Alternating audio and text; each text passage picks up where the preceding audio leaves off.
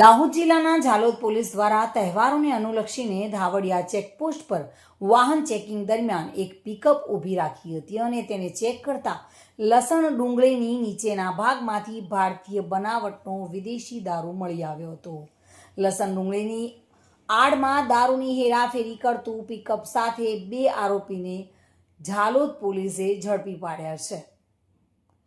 ધાવડિયા checkpost પર એક pickup ગાડીમાં લસણ અને ડુંગળીની આડમાં આરોપીઓ સાથે દારૂની હેરાફેરી કરતા પકડવામાં આવ્યા છે. હાલમાં દિવાળી જેવા અનેક તહેવારો આવી રહ્યા છે, ત્યારે બુટલેગરો દ્વારા અનેક પ્રયાસો કરી અને ગુજરાતમાં દારૂ ઘુસાડવાના પ્રયત્નો કરવામાં આવે છે અને હેરાફેરી કરવામાં આવે છે. જોકે ઝાલોદ પોલીસની સજાગતાએ આ પિકઅપ ડાલુ પકડાયું હતું અને તેમાં ભારતીય બનાવટનો વિદેશી દારૂ સાથે